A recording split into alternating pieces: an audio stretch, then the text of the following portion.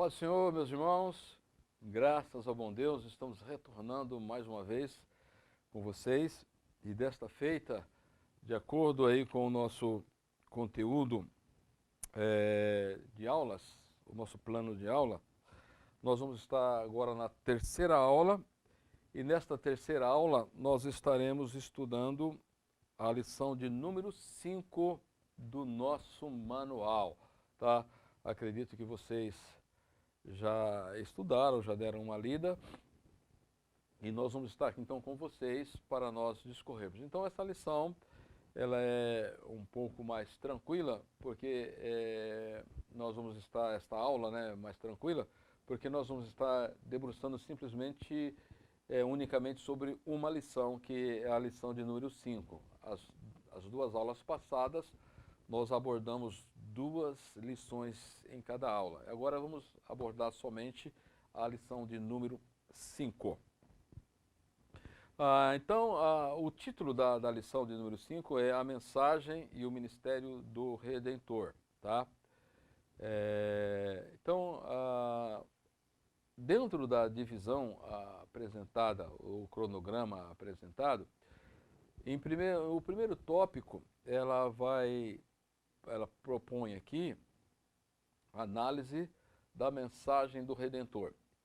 E aqui, no objetivo, no primeiro objetivo, ela vai trabalhar com a seguinte ideia, que nós precisamos definir o reino de Deus. Tá? Então, a princípio, o reino de Deus é eterno e universal. E ele está proclamado na teologia do Antigo Testamento de maneira profética e de maneira poética. Quando você pega o profetismo, você tem esta ideia bem distinta. E quando nós recorremos aos livros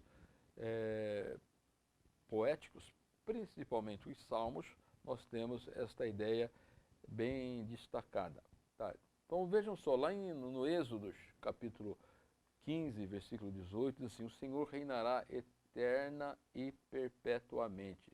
Segunda Reis 9:15, diz assim: e orou Ezequias perante o Senhor e disse: ó Senhor Deus de Israel, que habita entre os querubins, tu mesmo, só tu és Deus de todos os reinos da terra, tu fizeste os céus e a terra. Então a ideia que se tem aqui nesse versículo é a soberania de Deus como Rei e Senhor sobre todo o universo. Lá nos Salmos 103, versículo 18, diz assim: o Senhor tem estabelecido o seu trono nos céus e o seu reino domina sobre tudo. Então, essa ideia de um reino universal de Deus, ou da teocracia divina, ela permeia em todo o Antigo Testamento. Tá? Então, o reino de Deus, partindo desse pressuposto, ele é presente, mas também aguardado para a sua apresentação em uma era futura, sobre a Terra e o universo como um todo. Então, onde Deus é rei, a sua vontade, ela deve ser feita. Então, pressupõe que ela deve ser feita. Então, podemos perceber que tanto no passado quanto no presente da história, a presença e o poder ativos de Deus. Entretanto, temos aqui a indicação do reino de Deus com prerrogativas escatológicas, e elas também estão correlacionadas à vinda do Messias. Tá? Então, não obstante, dentro dessa visão geral, nós precisamos ver o reino de Deus com essas indicações ou com estas prerrogativas. Então aqui nós vamos ter 4 características do reino divino que ajudam a definir, tá, como é esse reino de Deus. Tá? Vamos ver aqui a presença e o poder ativos do Deus soberano. Então, a primeira ideia, o primeiro destaque que nós temos aqui é na vinda do reino. Tá? Então, a primeira característica é a vinda do reino.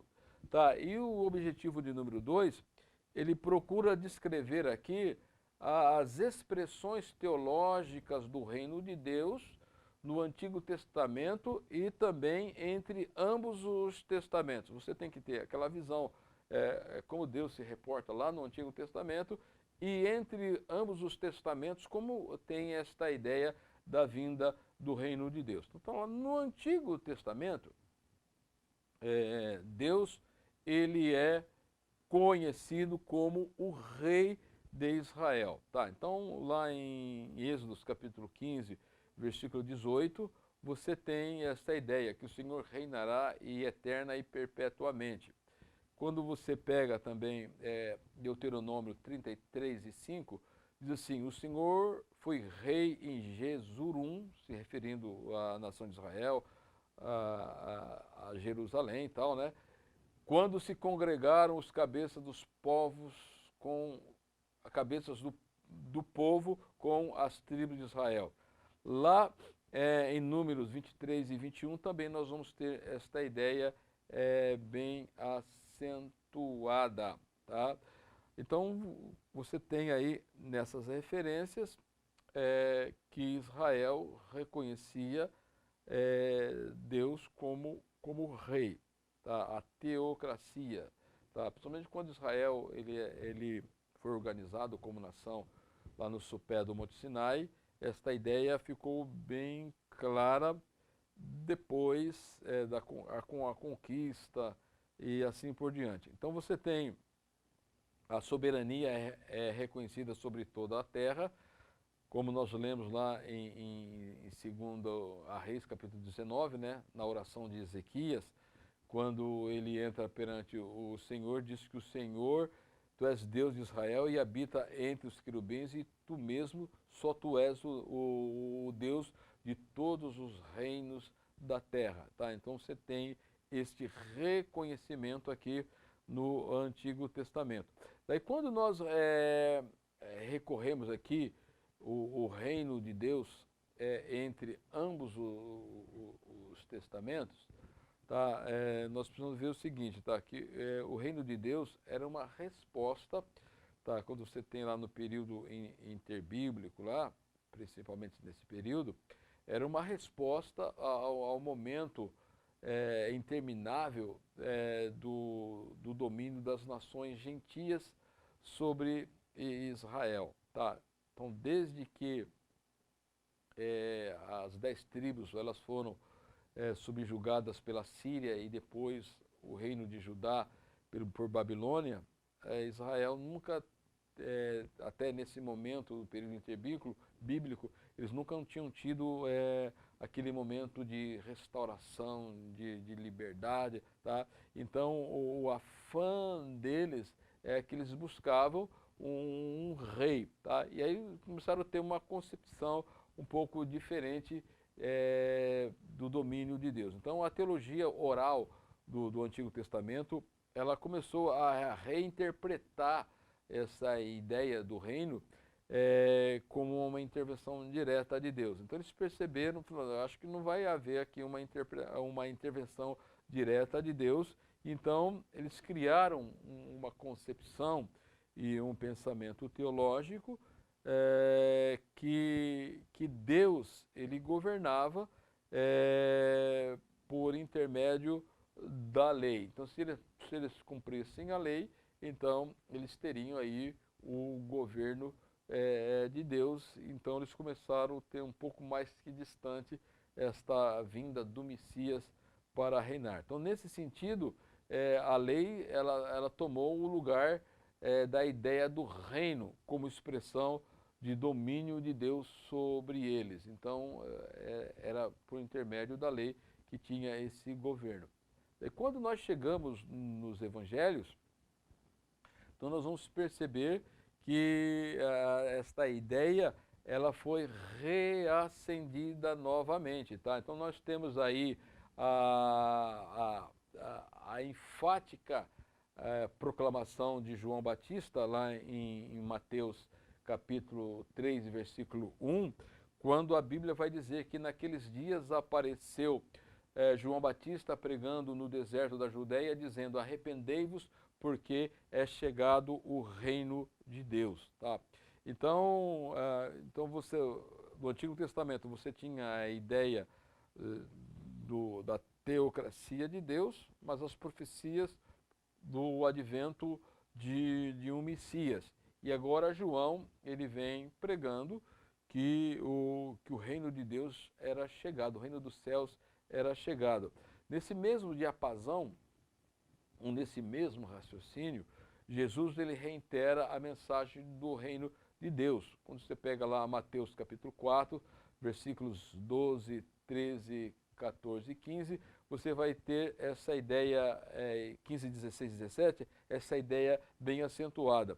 E lá no versículo de 17 é que ele vai dizer: desde então começou Jesus a pregar e a dizer: arrependei-vos, porque é chegado o reino de Deus. Lá em Mateus 10 e 5, nós temos também quando Jesus ele envia os discípulos para uma comissão, envia os 12 para uma comissão, e o teor da mensagem deles era esta, né? Quando Jesus disse que eles deveriam ir aos perdidos, às ovelhas perdidas da casa de Israel, e a mensagem era: pregai dizendo, é chegado o reino dos céus. Vocês vão perceber que depois entra as nações após a morte de Jesus, que ele dá a comissão que eles deveriam pregar o evangelho do reino entre todos os povos e fazer discípulos de todas as gentes. Tá?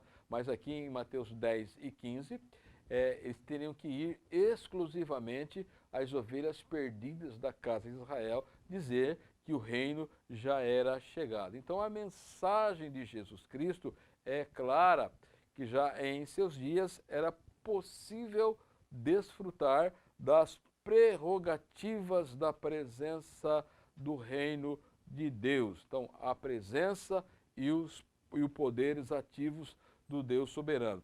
Quando nós recorremos para a segunda área, ou das características aí do reino, tá? Você precisa ver o quê?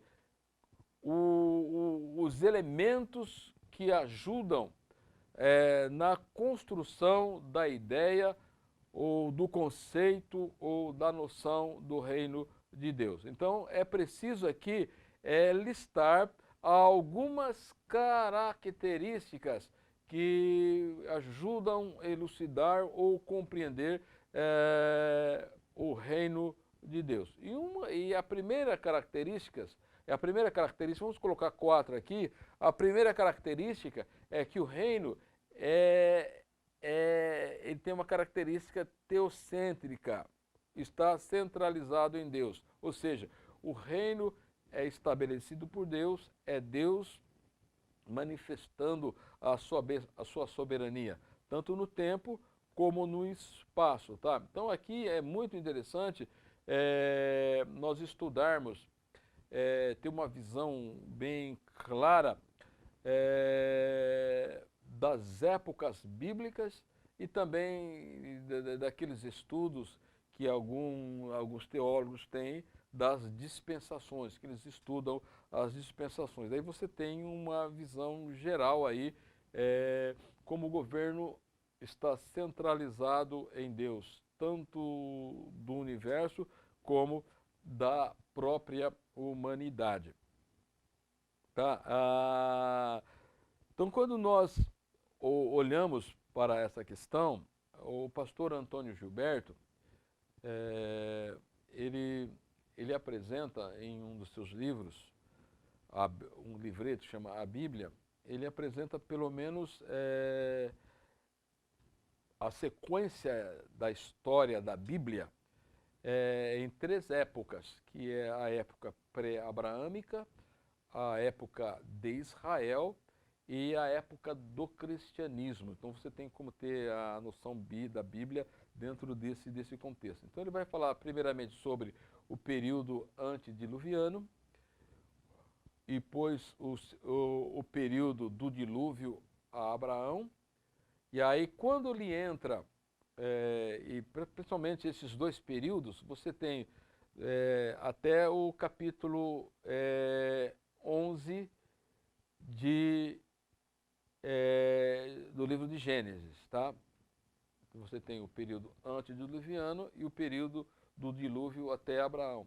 Daí, quando você pega a época de Israel, ele vai dividir aí pelo menos em 9 períodos, essa época, que é o período dos patriarcas, o período de Israel no Egito, o período de Israel no deserto, o período da conquista de Canaã, o período dos juízes, o período da monarquia, o período do reino dividido, o período do cativeiro e restauração e o período interbíblico. E dentro desse período interbíblico, ainda nós temos aí Palestina sobre os persas, Palestina sobre os gregos, Palestina sobre os macabeus, e sobre os macabeus e Palestina sobre os romanos, tá? E aí depois a época do cristianismo, que você tem o período da vinda de Cristo, o período da igreja em Jerusalém e o período da igreja missionária, né? Que você tem aí no Atos dos Apóstolos, e você vai entender também quando você estuda as cartas, as epístolas, tá? Então, quando você analisa Deus dentro desse contexto, você percebe como Deus está no controle da história. E quando também nós estudamos dentro do plano de Deus no tempo, e você recorre deste recurso que se tem aí das dispensações, alguns contestam muito as dispensações e tal, mas vamos pegar aqui só para a gente ter uma ideia como nós melhor entender essa questão, tá? Então você tem a eternidade, e dentro da eternidade nós podemos dividir a humanidade pelo menos em 3 períodos, tá? O tempo antes da humanidade, que Deus é o Criador dos céus e da terra, tá? Depois você tem a história da humanidade, e depois o futuro, além da existência do homem na terra, tá? Que você vai ter um novo céus e uma nova terra, tá? Então você tem, dentro dessa ideia das dispensações, que se chama a dispensação da inocência, da consciência, do governo humano, da promessa patriarcal, da lei, da graça, que é o período da igreja, e depois o milênio e o estado eterno. Tá? Então, dentro desta visão, dessa sequência de atuações de Deus que eles colocam em que cada transição dessas dispensações, aí houve um juízo de Deus, uma intervenção de Deus. Tá? Mas eu coloquei isso aqui só para a gente ter uma noção como Deus ele atua ao longo da história, tá? Como o seu governo teocrático. Ele tem o controle de tudo e de todos. Tá? Daí quando você pega a segunda característica aqui, nós vamos ter aqui pelo menos 2 expressões quando você analisa aqui o reino de Cristo, que é um reino dinâmico, o reino de Deus é um reino dinâmico, tá? Você tem um poder operante, manifesto aqui. Quando você pega o ministério de Jesus, você vai perceber isso aqui bem claro, tá? Jesus ele exerceu o ministério de libertação, tá? Mateus 12 e 28, tá?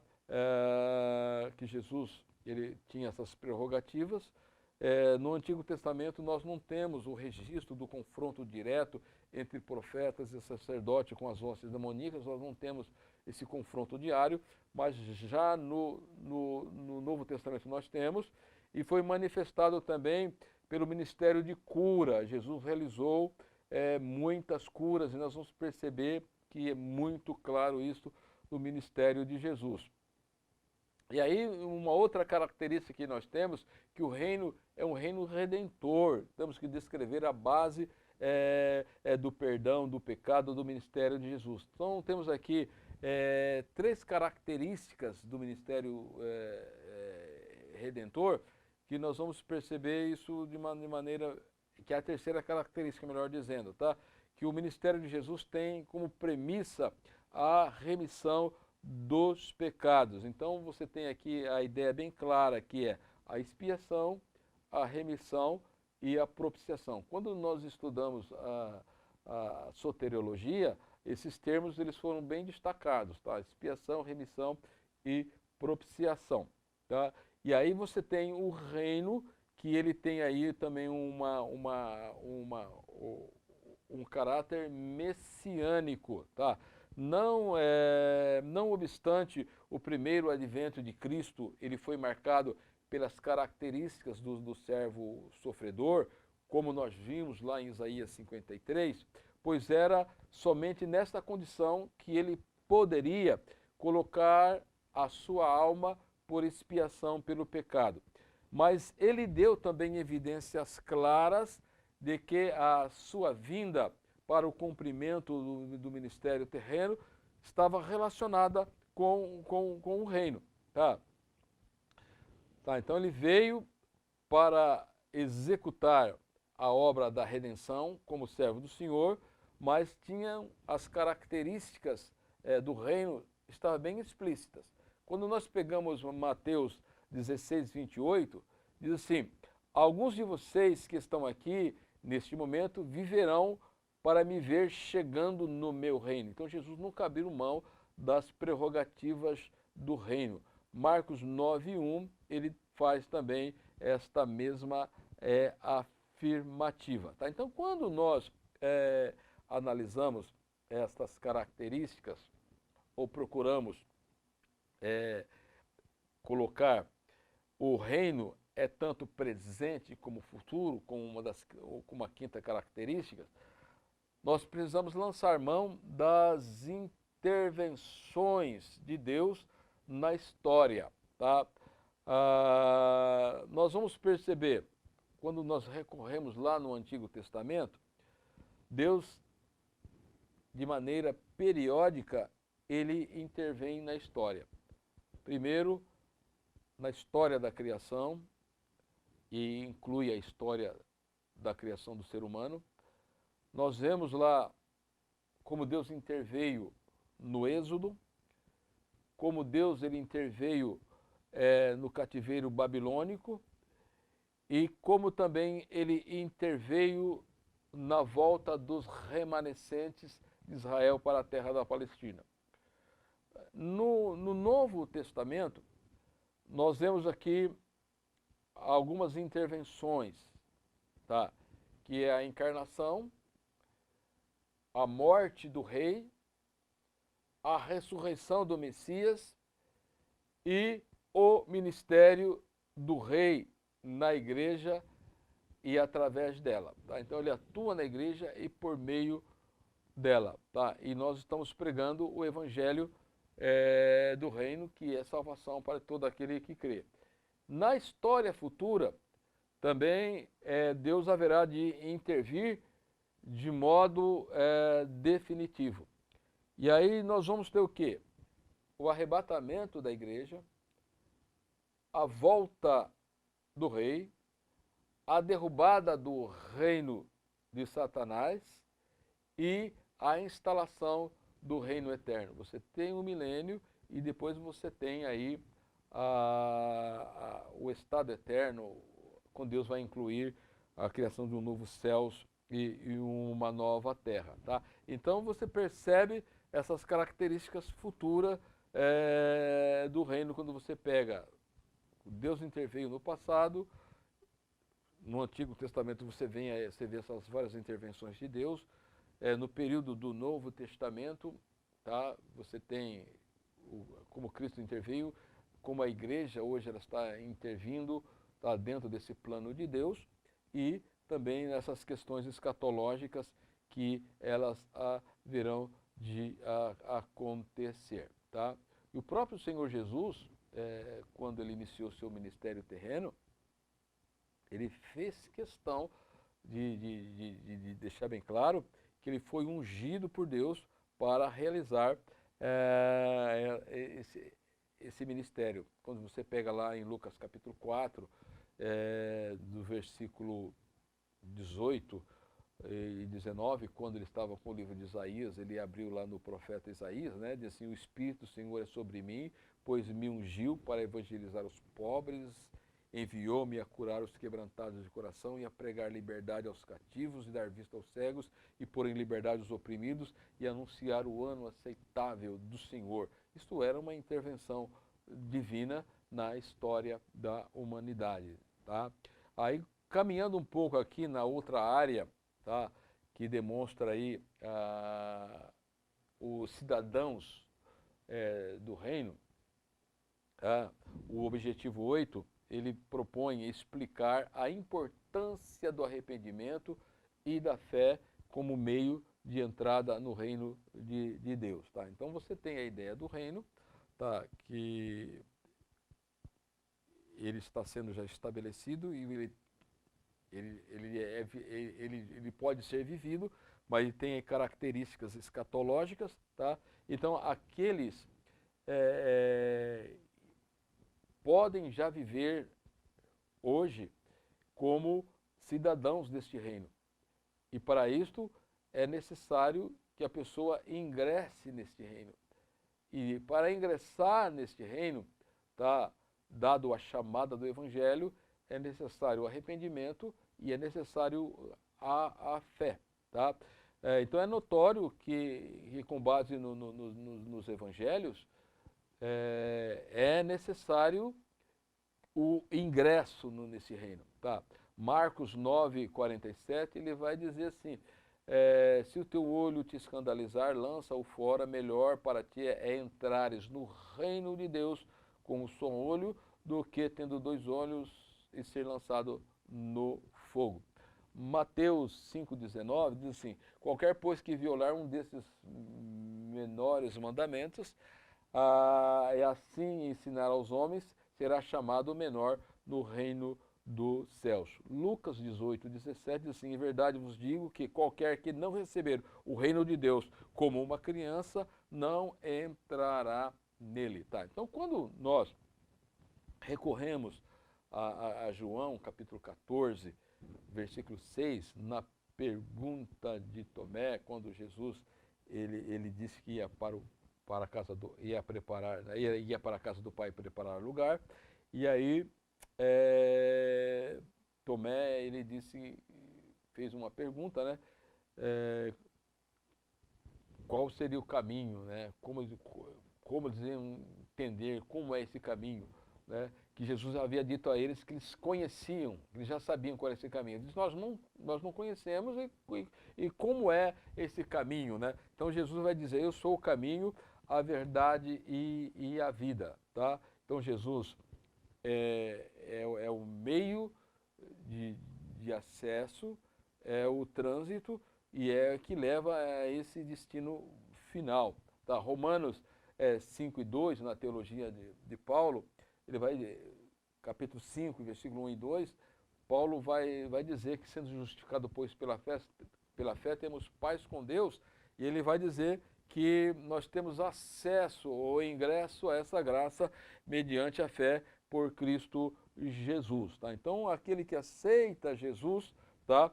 Que é o Messias, que é o Rei de Israel, tá? Que vai assumir esse papel lá no futuro, tá? Então, a cidadania ela é bem clara nesse sentido. O apóstolo Paulo ele discute bem isso também na carta na epístola aos Filipenses. Tá? Então, as condições impositivas aqui para ingresso é o arrependimento. Tá? E a crença. E aqui pressupõe, quem crer será salvo. Então, fé e crença. Tá? Então, o primeiro, a fé, somente é possível quando você crê na mensagem do Evangelho. E a Bíblia diz: como crerão se não for pregado? Então, é necessário que a pessoa ouve a mensagem do Evangelho e, com base, quando ela crê pela obra do Espírito Santo, pelo convencimento do Espírito Santo, tá? Ela tem fé e a confiança de depositar a sua vida nas mãos de Jesus Cristo, tá? Aí depois temos aí também uma outra área, que é a necessidade que a mensagem do reino ela precisa ser comunicada, então, ou seja, comunicando a mensagem do reino. E aí o comentarista aqui, ele vai mostrar aqui a importância das parábolas, que tem aí as parábolas do reino de Deus. Então Jesus ele possuía um modelo próprio de ensinar e pregar. Ele observava a pessoa no seu contexto e usava ali as formas adequadas para o aprendizado, tá? Então, sabemos que a linguagem em si, ela é um dos métodos mais eficientes e mais primários na área do ensino, né? Se tem outros recursos, mas a linguagem ela é muito propícia dentro desse sentido, tá? Então, quando você pega as parábolas de Jesus, tá? Qual foi o uso que Jesus fez? E aí vai pegar aqui de Mateus capítulo 13, dos versículos 31 a seguir, tá? Então, nós vamos ter aqui a ideia das parábolas do reino, né? Que estão inseridas ali. Jesus, ao comunicar sua mensagem do reino, ele utilizou-se das parábolas. As parábolas são ensinamentos onde Jesus tratou de forma simples, objetiva e, ao mesmo tempo, elaborada de temas essenciais da mensagem do Evangelho. Tá? Então, a parábola é uma história contada para explicar uma verdade muitas vezes complexa. Tá? Então, as parábolas são pequenas histórias que explicam um conceito usando, sim, exemplos do dia a dia. Tá? Então, você pega aí o movimento parabólico de Jesus, nós vamos ter a seguinte ideia: da realidade física para o desconhecido. Ele partia da realidade física para a realidade ou para a verdade espiritual. Ele partia do concreto para aquilo que era abstrato. Tá? Então, o propósito de resultar aqui, o resultado que ele queria alcançar era a aceitação de Cristo, era o propósito de levar os ouvintes a conhecer e a concordar e a dedicar-se a ele pessoalmente, tá? E também tinha aquela questão da rejeição, aquele que não reconhecer Jesus, Cristo como Messias ou como profeta, rei, sacerdote, tá? Ele estava implícito na condenação. Então Jesus ele esboçou aqui princípios espirituais, verdades espirituais, tá? E sempre visava fazer diferença entre a vida das pessoas, ao contrário dos apócrifos, tá? Então, quando nós pegamos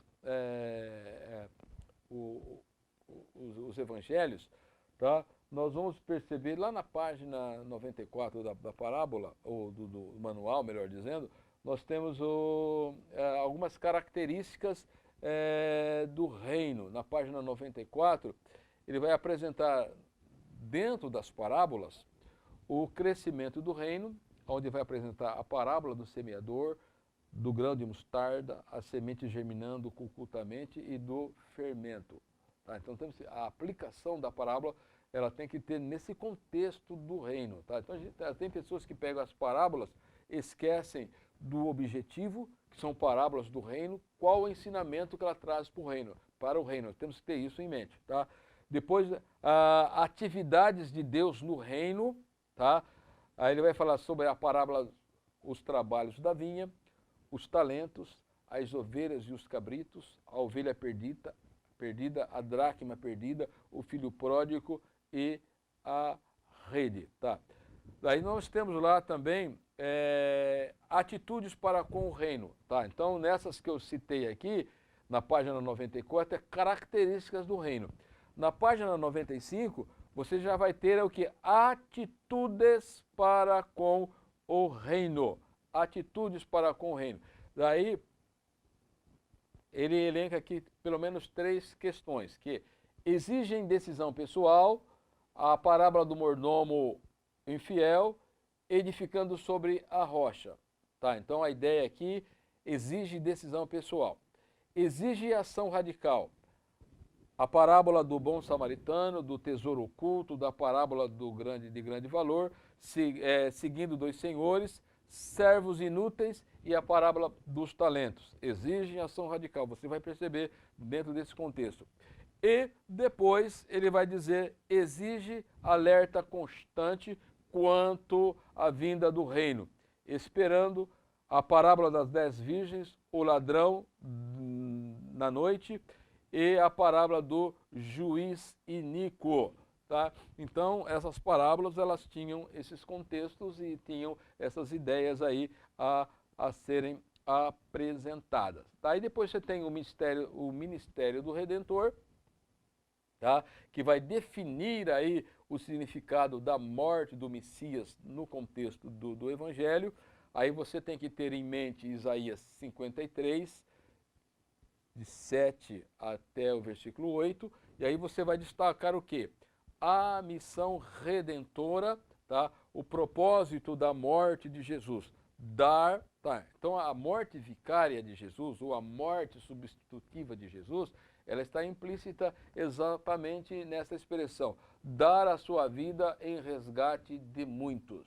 Tá? Morte vicária, morte substitutiva, tá? Morte expiatória. Tá? Algumas características. Tá? Então, a rejeição pelos religiosos judeus e quando ele é rejeitado, então ele é levado à morte. Então você tem o sofrimento, a morte, sepultamento e ressurreição. Tá?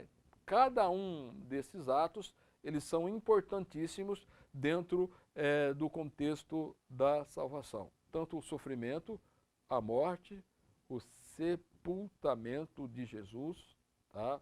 O sepultamento e a ressurreição. Aí depois você tem aí que Jesus, ele tinha a consciência da sua morte. Os evangelhos sinóticos, ele divide o ministério de Jesus em 2 momentos ou em 2 etapas distintas. Tá? Quando nós pegamos Mateus 4 e 17, e depois Mateus 16 e 21, você tem bem claro esses 2 momentos do ministério de Jesus. Mateus 4, 17, diz assim, daí em diante, Jesus começou a pregar, arrependam-se, pois o reino de Deus, o reino dos céus está próximo. Tá? Quando você pega, daí você vai perceber que a partir desse momento Jesus começou a curar, a pregar, a ensinar, chamou seus discípulos, comissionou e assim por diante. Os 12.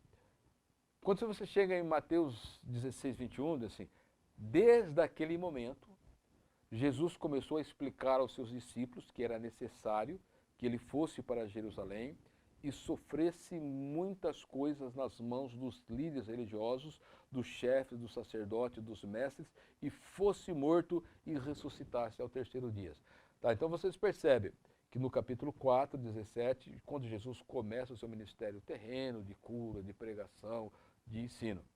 E em Mateus 16, 21, desde aquele momento, então Jesus começou a explicar. E vocês vão ver isso nos evangelhos sinóticos, isso bem distinto do ministério de Jesus. Daí ele vai demonstrar porque Jesus tinha que morrer. Era uma morte por resgate, tá? Ele daria a sua vida em resgate de muitos, tá? Era uma morte vicária. Quando você pega Mateus 28, Apocalipse 9, 5 e 9, com Hebreus 2 e 9, você vai ter bem esta ideia. Tá?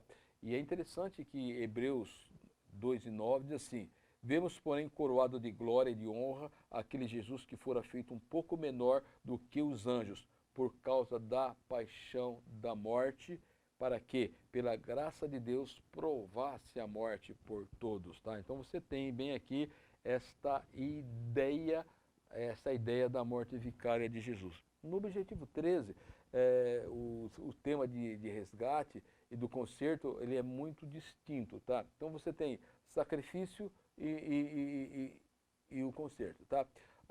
Então você vai ter lá no Antigo Testamento a profecia e o cumprimento aqui no Novo Testamento. Tá? Quando você pega a questão da promessa do sacrifício, em Isaías 53:10, quando a sua alma se puser por expiação do pecado. Daí você recorre a Lucas 22:19, isto é o meu corpo que por vós é dado. Tá? Então Jesus, eu já vou dar o meu corpo por vocês. O novo concerto. Lá em Isaías 31:31 diz assim, eis que dias vem, diz o Senhor, em que farei um novo concerto. Mateus 26:28.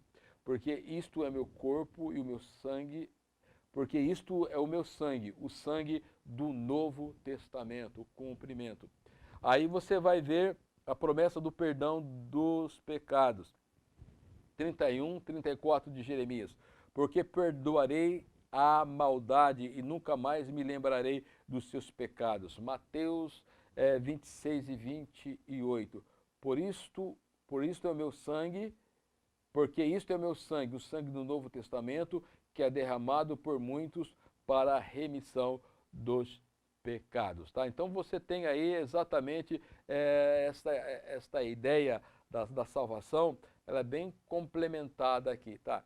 E aí, depois, o comentarista ele vai descrever como Jesus ele enfrenta a sua morte. Isso é descrito também lá no Antigo Testamento, né? Ele demonstrou lá no Getsemane a sua natureza humana e a sua obediência. É nesse sentido aqui que os gnósticos eles têm muita dificuldade de entender a pessoa de Jesus Cristo. Eles fazem diferença entre Jesus e o Cristo, porque eles não concebiam a divindade sofrer desta forma aqui, tá? Mas nós vamos perceber que isso foi estabelecido antes da fundação do mundo, né? Quando nós olhamos para Apocalipse 13:8, diz assim que fala sobre o cordeiro que foi morto ou que foi entregue antes da fundação do mundo. Lá em Efésios 1:4 fala que a nossa eleição também ela se deu antes da fundação do mundo. E 1 Pedro 1:18, 19 e 20 diz assim, sabendo que não foi mediante coisas corruptíveis, como prata e ouro, que fosse resgatado do vosso fútil procedimento dos vossos pais vos legaram, mas pelo sangue, pelo precioso sangue, como de um cordeiro sem defeito, sem mácula, o sangue de Cristo, o cordeiro que com efeito, antes da fundação do mundo, porém foi manifesto no fim dos tempos por amor de vós. Tá? Então, quando você pega Cristo sentindo-se desamparado pelo Pai no Calvário, e depois o grito triunfal dele, tudo isso estava dentro de um plano de Deus para que se cumprisse a redenção em nossas vidas. Tá? Então, quando você tem essa noção da teologia do Antigo Testamento, que se reporta ao advento, o primeiro advento de Cristo, tá? E você analisa com o Cristo Redentor, você tem uma compreensão como Deus é sábio nas suas ações e como Deus ele nos ama e ele manifesta sua graça, sua misericórdia para que nós pudéssemos ser salvos. Tá?